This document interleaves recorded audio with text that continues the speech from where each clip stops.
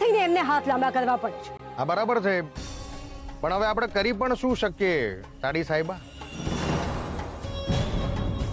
સાસુમાનો જમાઈ છું એટલે આવું જ રહેવાનું ને. ના એટલે તમારો પણ કોઈ વાંક નથી સાસુમા. તમે પોતે જ આ ઘરમાં બહારથી આવ્યા છો તો પછી મારી શું વિસાત?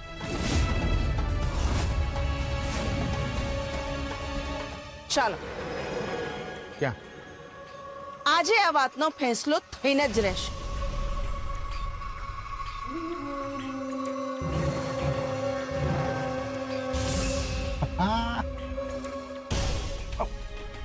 હવે કેમ?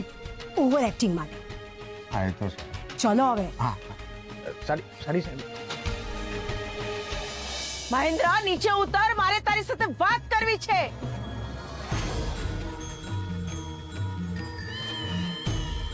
શું થયું બીનાબેન? એમનું શું કામ છે? તું તો અત્યારે વચ્ચે બોલતી જ નહીં. આજે હું ફક્ત ને ફક્ત મારા ભાઈ મહેન્દ્રની સાથે જ વાત કરવા આવી છું. બીનાબેન, એમ શું થયું? શું કામ પડ્યું કે મને આવી રીતે બોલાવ્યો? મહેન્દ્ર, ધર્મેશ કુમારને એમના નવા બિઝનેસ માટે 30,000 રૂપિયાની જરૂર છે. બસ આટલી જ વાત હતી ને? હા, એમાં આમ બૂમો પાડીને બોલાવવાની શું જરૂર હતી?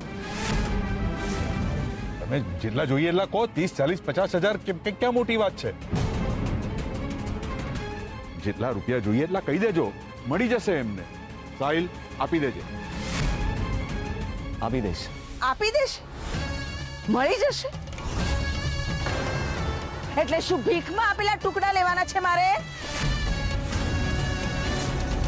એમાં આપેલા ટુકડા? આવી વાત ક્યાંથી આવી બીનાબેન? આવી જ વાત આવે મહેન્દ્ર, આવી જ વાત આવે. સાહિલ, અરુણ, અનુશ્રી એ લોકોને કાંઈ પણ જોઈતું હોય તો કંઈ પણ વિચારવાની જરૂર નથી.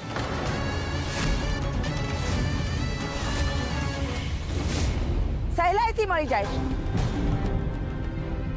તો શું મારી દીકરીઓને જમાઈએ શું ગુનો કર્યો? હા, બીનાબેન, કોઈ જ ગુનો નથી કર્યો. સાહિલ અત્યારે આપણા બિઝનેસનું એકાઉન્ટ હેન્ડલ કરે છે એટલે રૂપિયાનું ડીલ જ કરે છે. અરુણ તો ભણે છે અને સાથે સાથે ભણતા ભણતા એ સાહિલને હેલ્પ કરીને બિઝનેસ શીખી રહ્યો છે. અને રહી વાત અનુશ્રી, એનો તો કોઈ સવાલ જ ઉભો નથી થતો. અનુશ્રી તો પ્રિન્સેસ છે, મારી પ્રિન્સેસ.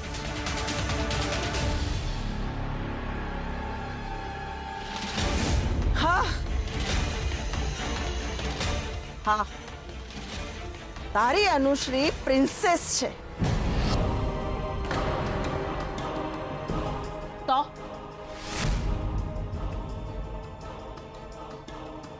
તો શું મારી દીકરી જમાઈ ભાજી બોળા છે?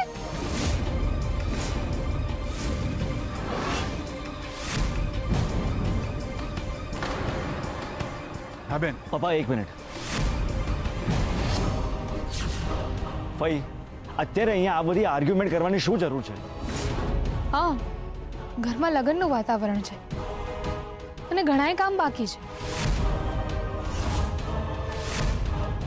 હા મમ્મી, આપણે હમણાં અનુશ્રીના મેરેજ પર ફોકસ કરીએ ને. અને અમને જે જોઈએ છે મામા અમને આપે જ છે. અને રહી વાત બિઝનેસની, તો બીજાના આધારે પોતાના બિઝનેસના પાયા ના નંખાય. જાતે કમાઈને પૈસા ભેગા કરવાના હોય.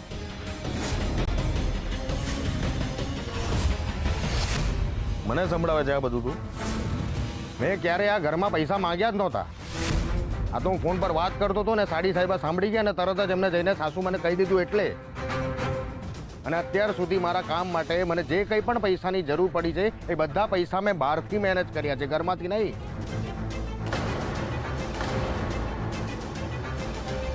એટલે છે ને ખાલી મને સંભળાઈશ નહીં આ બધું.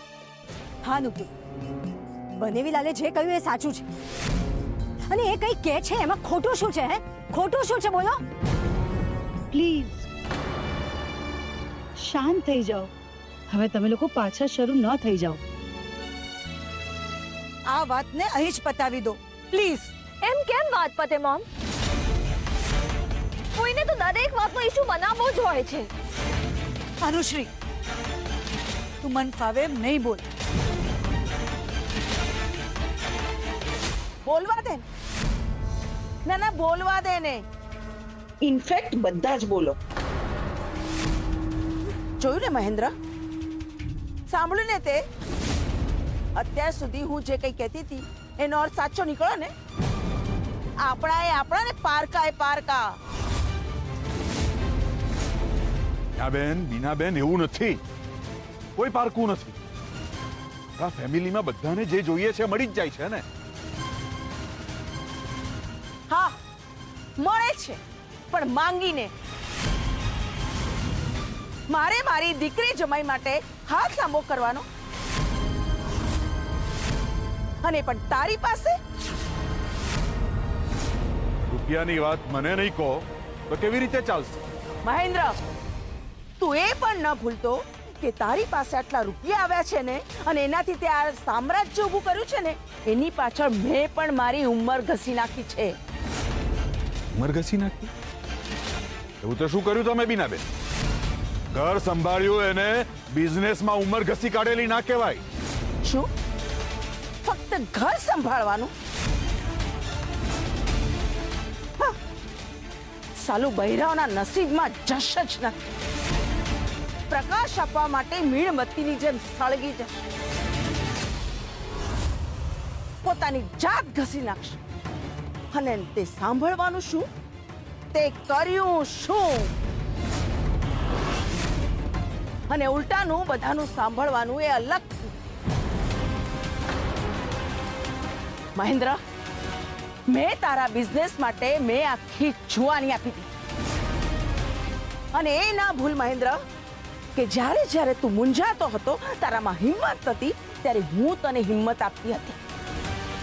અરે તને તો ભાવતાલ કરતા નહોતું આવવાનું. ત્યારે ડીલર પાસે ડીલ કરવા હું આવતી હતી તારી સાથે, અને ત્યારે તારી ડીલ થતી હતી. એ નહીં ભૂલી જા. અને તું ત્યારે સાવ છોકરો હતો, છોકરો. બીનાબેન, ચૂપ, એકદમ ચૂપ. તને અહીંયા ભર્યું ભાણું મળ્યું છે ને, એટલે તું અહીંયા આવી છું. પણ હું તારો ભૂતકાળ હજી સુધી ભૂલી નથી. બસ બીનાબેન, બસ. શું કામ બસ? હા, શું કામ બસ? બોલીશ, આજે તો હું બોલીશ, અને તારે સાંભળવું પડશે. અરે તારી પાસે જ્યારે ટિકિટના પૈસા નહોતા ને, ત્યારે મેં ફ્લાઇટની ટિકિટ કરી આપી. અને કેવી રીતે કરી આપી હતી ને, એ મારું મન જાણે છે. અને તું પણ બહુ સારી રીતે જાણે છે. તું અડધી રાત્રે આવતો હતો ને, ત્યારે રસોઈ બનાવીને તૈયાર હું રાખતી હતી. આ લોકો નહીં, અરે આ બધા તો પછી આવ્યા.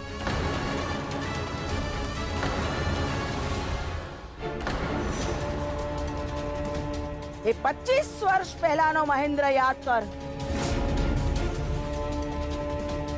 તારું ભણતર, તારું ઘર, તારું લગ્ન, એક પછી એક આવતા નવા નવા બિઝનેસ, અને ડગલે ને પગલે.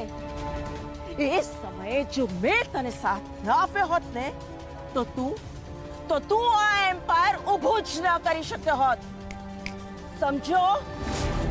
ના બીનાબેન, ના. 25 વર્ષમાં આ સામ્રાજ્ય મેં મારી આવડત અને મારા દમ પર એકલે હાથે ઊભું કર્યું છે. એકાદ વાર સાથ આપી દીધો એટલે એવું નથી કે બિઝનેસનો પાયો બની જાય અને ક્રેડિટ લેવા આવી જાય. ક્રેડિટ તો તારે મને આપવી જ પડશે મહેન્દ્ર, અને એ જ મને જોઈએ છે. બીનાબેન, તમે ઘરમાં બોલો છો ત્યાં સુધી બરાબર છે. બિઝનેસમાં, મારા બિઝનેસમાં ના બોલો. બોલીશ, બોલીશ. એક વાર નહીં, 1000 વાર નહીં, લાખો વાર બોલીશ. હું પણ લાખ વાર કહીશ બીનાબેન, આ તમારું કામ નથી. આ સામ્રાજ્ય મેં એકલે હાથે ઊભું કર્યું છે.